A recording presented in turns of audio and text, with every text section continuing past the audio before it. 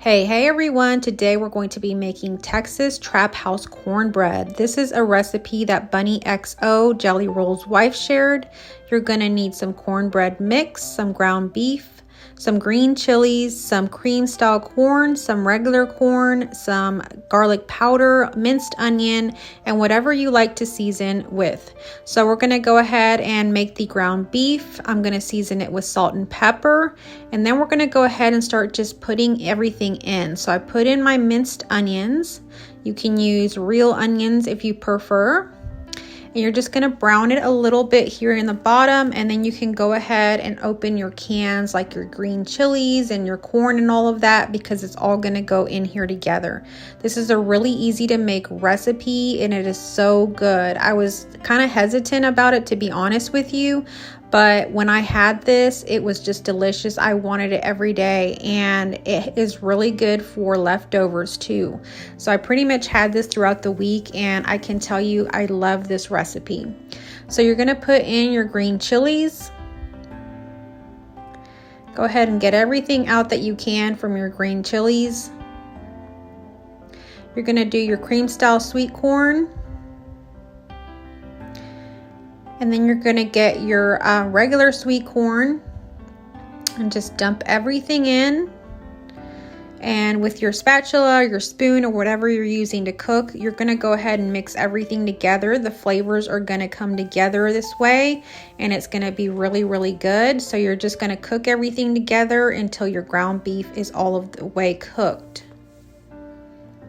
So I really like this now. This is a meal on its own. It's not a side, it's a whole meal. As you can see, it's got, a pound of ground beef, the corn and everything, the cornbread. So it's essentially really a meal, but I did end up pairing this with some menudo soup, and it was really, really good, but it's a meal in itself. So while that is kind of cooking up, you're going to go ahead and prepare your cornbread. You're going to do 2 mixes for this.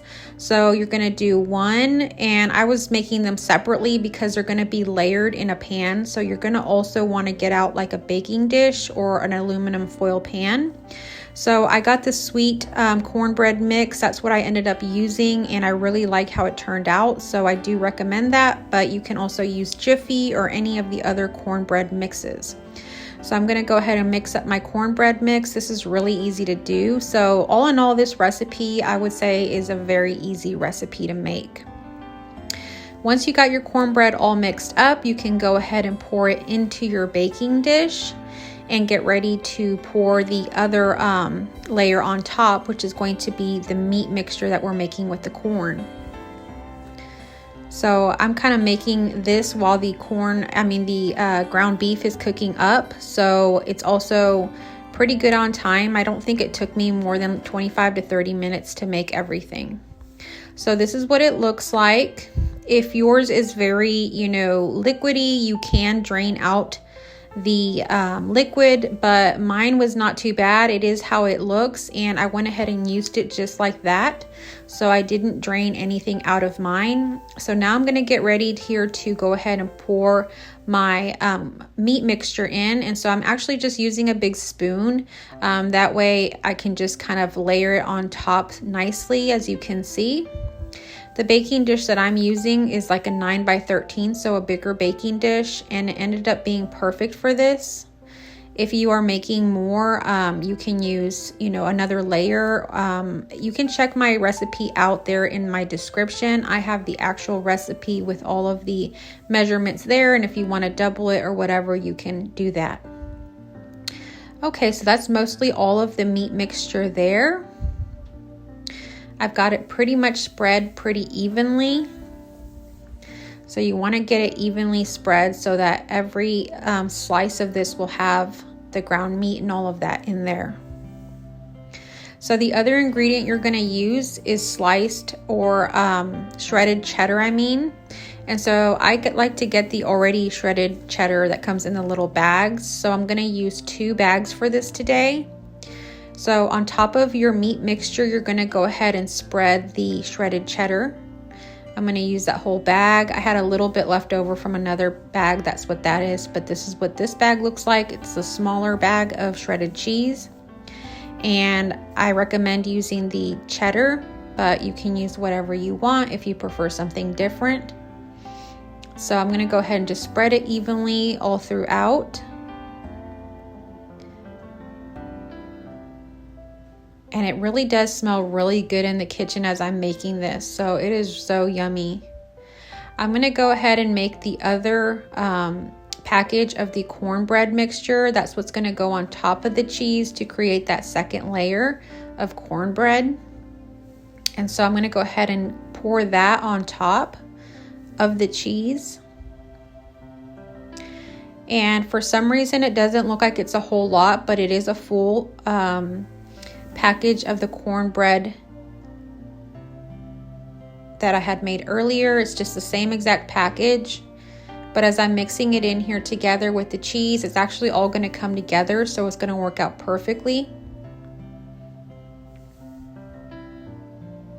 So I'm just going to kind of get everything that I can out of that bowl, and then I'm going to kind of spread it evenly a little bit, kind of spreading it out a little bit over the cheese.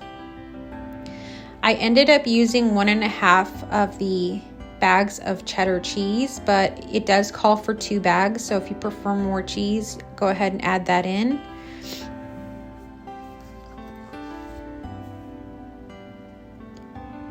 And so here is really what it looks like. At this point, we're going to use some aluminum foil and we're going to cover the top. So you're going to cover the top and seal it, and you have your oven set to 375 degrees.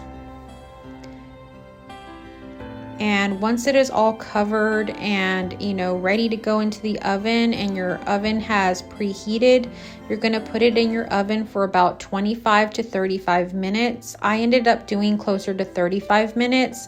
So you kind of want to check on it just to make sure that your cornbread is all of the way cooked. That's really what you want to look for. And once that is done, then you know that it is ready to come out. You do take the foil off at some point towards the end, and you can add in some more cheese. I just added in like half of a bag of cheese, and I put it back in the oven for about 5 minutes. And then that was all I did. So my oven's still preheating here, and here it is out of the oven. I'm going to go ahead and cut into it and make sure that it is done. It is done. As you can see, it comes out clean. And so it is ready, y'all. And I was hesitant about this, but I'm going to tell you, I absolutely love this. I will be making it again. So Jelly Roll really knows his stuff when it comes to food and music. So I do recommend this recipe. And so find it in my description and let me know what you think. This is what it looks like on my plate. It is so yummy. Thank you for coming along today. I will catch you on our next video.